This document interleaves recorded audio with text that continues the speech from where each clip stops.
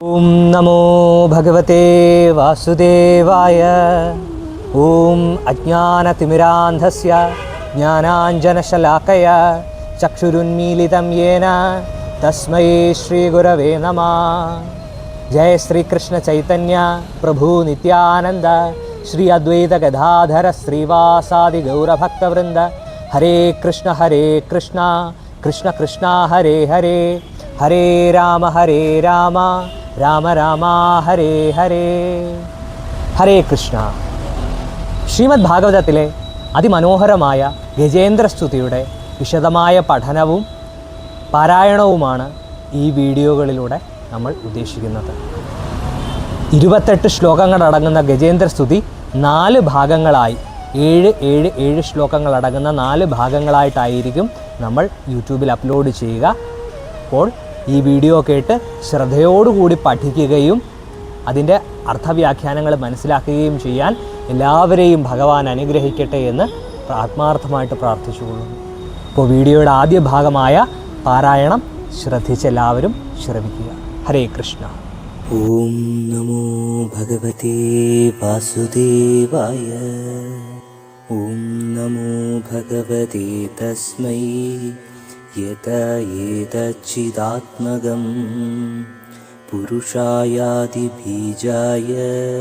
പരേശായാഭിധീമഹി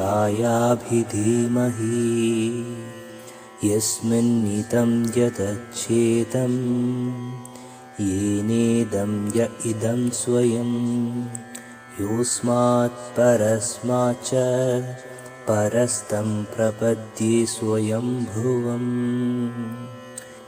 യസ്വാത്മനീതം നിജമായയാർപ്പിതം ക്വചിദ്വിഭാതം ക്വചതത്തിരോഹിതം അവിദ്ധദൃക്സാക്ഷുഭയം തദീക്ഷത്തെ സ ആത്മമൂലോ വതു മാം പരാത്പര കാലേന പഞ്ചത്വമിതേഷു കൃഷ്ണശോ ലോകേഷു പാലേഷു ച സർവഹേതുഷു തമസ്തദാസീത് ഗഹനം ഗഭീരം യസ്തസ്യ പാരേഭിരാജത്തെ വിഭോ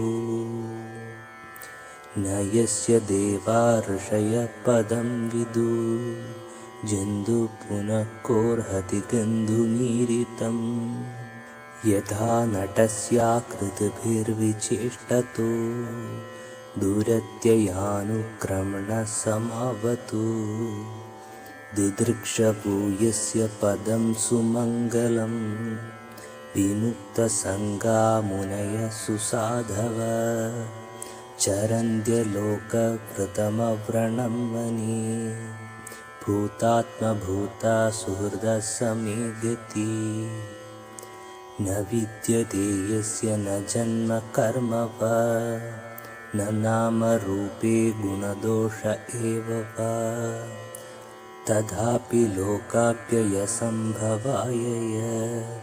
സ്വമായയാ താന്യനുകാലമൃച്ഛതി.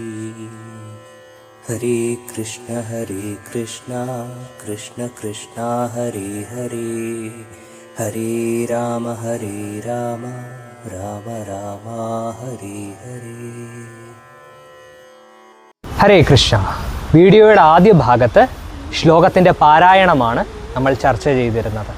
തുടർന്ന് അങ്ങോട്ട് ശ്ലോകങ്ങളുടെ അർത്ഥത്തിലേക്ക് നമ്മൾക്ക് കടക്കാം. ഗജേന്ദ്രസ്തുതി ആരംഭിക്കുന്നത് തന്നെ ഭഗവാന്റെ ആദിപുരുഷ സ്വരൂപത്തെ വർണ്ണിച്ചുകൊണ്ടാണ്. ഓം നമോ ഭഗവതേ തസ്മൈ യഥ ഏതച്ഛിദാത്മകം പുരുഷായാദി ബീജായ എന്ന് സ്തുതിച്ചുകൊണ്ടാണ്. പ്രശസ്തങ്ങളായ ശ്രീമദ് ഭാഗവതത്തിലെ എല്ലാ സ്തുതികളും ഇപ്രകാരം ഭഗവാന്റെ പുരുഷ സ്വരൂപത്തെ സ്തുതിച്ചുകൊണ്ടാണ്. ഉദാഹരണത്തിന് കുന്തി സ്തുതി ഓം നമോ ഭഗവതേ എന്ന് തുടങ്ങി പുരുഷ സ്വരൂപത്തെ ആദ്യ ശ്ലോകത്തിൽ തന്നെ സ്തുതിച്ചുകൊണ്ടാണ്. അപ്രകാരം ഗജേന്ദ്രസ്തുതിയും ഭഗവാന്റെ പുരുഷ സ്വരൂപത്തെ സ്തുതിക്കുകയും ഭഗവാന്റെ ആദിപുരുഷ അവതാരങ്ങളെ ഓരോന്നോരോന്നായി വർണ്ണിക്കുകയും തുടർന്ന് താഴോട്ട് ഗജേന്ദ്രൻ ചെയ്യുന്നുണ്ട്. തുടർന്ന് 2-ാം ശ്ലോകത്തിൽ യസ്മിൻ ഇദം യദച്ഛേദം യേനേദം യ ഇദം സ്വയം യോസ്മാത് പരസ്മാച്ച പരസ്പം പ്രപദ്യേ സ്വയം. അതായത് ഭഗവാൻ എല്ലാത്തിൻ്റെയും ആദ്യത്തിൽ ഭഗവാൻ മാത്രമേ ഉണ്ടായിരുന്നുള്ളൂ. എല്ലാം ഭഗവാനിലേക്ക് തന്നെയാണ് വിലയിക്കുകയും ചെയ്യുന്നത് എന്ന് ഗജേന്ദ്രൻ 2-ാം ശ്ലോകത്തിൽ പറയുന്നു. യോസ്മാത് പരസ്മാച്ച പരസ്തം പ്രപദ്യേ സ്വയം. അതായത് ഭഗവാൻ സ്വയം ഉണ്ടായവൻ മാത്രമാണ്, ഭഗവാനിൽ നിന്നാണ് ബാക്കി എല്ലാം ഉണ്ടായതെന്ന് എന്ത് ചെയ്യുന്നു? ഗജേന്ദ്രൻ സ്തുതിക്കുന്നു 2-ാം ശ്ലോകത്തിൽ. തുടർന്ന് 3-ാം ശ്ലോകത്തിൽ യസ്വാത്മനീതം നിജമായ അർപ്പിതം കുജുത്വിഭാതം കൊച്ചതത്തിരോഹിതം എന്ന 3-ാം ശ്ലോകം ആരംഭിക്കുന്ന സമയം തൻ്റെ തന്നെ മായാശക്തിയാൽ ഈ പ്രപഞ്ച സൃഷ്ടിയുടെ സമയത്ത് വ്യക്തമായി ഭഗവാൻ നിൽക്കുകയും എല്ലാം ഭഗവാനിലേക്ക് പൂർണ്ണമായി വിലയിക്കുകയും ചെയ്യുന്നതായി പറയുന്നു. തുടർന്ന് അവിദ്യദിക് സാക്ഷി ഭയം തദീക്ഷതേ, ഭഗവാന്റെ സാക്ഷിഭാവത്തിൽ ഭഗവാൻ ഇതിനെയെല്ലാം സാക്ഷിയായി സാക്ഷി ഗോപാലനായി നിന്നുകൊണ്ട് എല്ലാം കാണുന്നതായും സൂചിപ്പിക്കുന്നു. അപ്പോൾ ഗജേന്ദ്രൻ വേദത്തിൻ്റെ ഏറ്റവും ആഴത്തെ തട്ടിലുള്ള തത്വദർശനങ്ങളെ തുടർന്ന് വിശദീകരിക്കുകയാണ് എന്ന് നമുക്ക് മനസ്സിലാക്കാൻ സാധിക്കും. സ ആത്മമൂലം വതുമാം പരാത്പരം എന്ന് പറയുന്നു. അതായത് എല്ലാത്തിൻ്റെയും മൂലവും എല്ലാം ആരിൽ നിന്ന് ഉദ്ഭവിക്കുന്നുവോ ആ ജഗൻ നിയന്താവിനെ 3-ാം ശ്ലോകത്തിൽ ഗജേന്ദ്രൻ സ്തുതിച്ച ശേഷം 4-ാം ശ്ലോകത്തിലേക്ക് കടക്കുന്നു. കാലേന പഞ്ചത്വ മിതേഷു കൃഷ്ണശോ ലോകേഷു പാലേഷു എന്ന്. എല്ലാം ഉദ്ഭവിക്കുന്ന സമയം ഭഗവാൻ മാത്രമായിരുന്നു ഉണ്ടായിരുന്നത്. ഭഗവാൻ കാലമായി നിൽക്കുന്ന, കാലായ പുരുഷായ ഭഗവാൻ കാലപുരുഷനായി നിൽക്കുന്നതിനെ ഗജേന്ദ്രൻ സ്തുതിക്കുന്നു. ഇതിന് ഗൂഢമായ അർത്ഥം ഗജേന്ദ്രൻ അവൻ്റെ മരണത്തോടുകൂടി അടുത്തിരിക്കുന്നു. അപ്പോൾ എല്ലാം തമസിനാൽ മൂടപ്പെടുമ്പോൾ ആരു മാത്രമാണോ പ്രകാശമായി ജ്യോതിക്കുന്നത് ആ ഭഗവാനെ, ആ മാർക്കണ്ഡേയ ദർശനത്തിനെയാണ് ഗജേന്ദ്രൻ ഇവിടെ പരോക്ഷമായി സൂചിപ്പിക്കുന്നത്.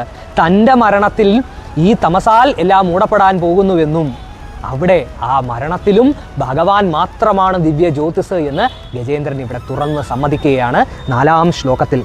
തുടർന്ന് 5-ാം ശ്ലോകത്തിൽ നയസ്യദേവ ഋഷയപദം വിദു ജന്തുർ കുനപ്പോ അർഹതി ബന്ധുമീരിതം. അതായത് ഋഷിമാർക്ക് പോലും മനസ്സിലാകാത്ത ഈ വിശേഷ തത്വത്തെ കേവലം ഒരു ജന്തുവായ ഞാൻ എങ്ങനെ മനസ്സിലാക്കും എന്ന് വിനയത്തോടുകൂടി ഗജേന്ദ്രൻ മനസ്സിലാക്കുന്നു. 2 ജന്മങ്ങളിലും രാജാവായി ജനിച്ച ഗജേന്ദ്രന് താൻ കേവലം ഒരു ജന്തുവാണെന്ന് സമ്മതിച്ചു തരാനുള്ള ഒരു വിനയമുണ്ടാകുന്നു. ആ വിനയമാണ് ക്രമേണ ഗജേന്ദ്രനെ ഭഗവത് തലത്തിലേക്ക്, ഭഗവത് പദത്തിലേക്ക് ഉയർത്തുന്നത് എന്ന് നമ്മൾക്ക് മനസ്സിലാക്കാൻ സാധിക്കും. തുടർന്ന് 6-ാം ശ്ലോകത്തിൽ ദിദൃക്ഷവോയസ്യ പദം സുമംഗലം വിമുക്ത സംഘ മുനയസ്സു സാധവ. ഇവിടെ മുനിസംഘത്തിൻ്റെയും സത്സംഗത്തിൻ്റെയും മുനിമാരെന്താണോ ആഗ്രഹിക്കുന്നത്, മുനിമാരുടെ ലക്ഷ്യത്തെക്കുറിച്ചും അതേ ലക്ഷ്യം തനിക്കും വേണമെന്നും ഗജേന്ദ്രൻ സമർത്ഥിക്കുന്നു. 6-ാം ശ്ലോകത്തിന് വിവിധ തരത്തിലുള്ള മഹാത്മ്യമാണ് നിലനിൽക്കുന്നത്. 1 സത്സംഗത്തിൻ്റെ മാധുര്യം പറയുന്നത്, 2 മുനിമാരുൾപ്പെടെയുള്ള ഋഷിമാരെ സ്തുതിക്കുന്നത്, ഉന്നതരായ വൈഷ്ണവരെ സ്തുതിക്കുന്നത്. ഇതെല്ലാം ഉത്തമനായ ഒരു ഭക്തൻ്റെ മാത്രം ലക്ഷണമാണ്. അങ്ങനെ 6-ാം ശ്ലോകം ചരന്ത്യലോക വൃതമവ്രണംബനെ ഭൂതാത്മഭൂത സുഹൃദ സമേഗതി എന്ന് പറയുന്നു. അതായത് എല്ലാവരുടെയും സുഹൃത്തുക്കളായി മാറുന്നത് ആ ഋഷിവര്യന്മാരാണ്. ആ ഭഗവത് പ്രാപ്തിക്കായി ശ്രമിക്കുന്നവരെല്ലാം എല്ലാവരുടെയും സുഹൃത്തുക്കളാണ്, എല്ലാവരുടെയും ബന്ധുക്കളാണ്. അവർക്ക് ആരോടും തന്നെ എന്തില്ല, വിദ്വേഷമോ യാതൊരു വിധത്തിലുള്ള കപടമായ വിചാരങ്ങളോ ഉണ്ടാകുന്നില്ലെന്നും ഗജേന്ദ്രൻ ഇവിടെ സൂചിപ്പിക്കുന്നു. ആ കാരുണ്യക്കടലായ ഈശ്വരൻ മാത്രമാണ് തൻ്റെ ദീനബന്ധുവെന്നും ഗജേന്ദ്രൻ ഇവിടെ സൂചിപ്പിക്കുന്നു.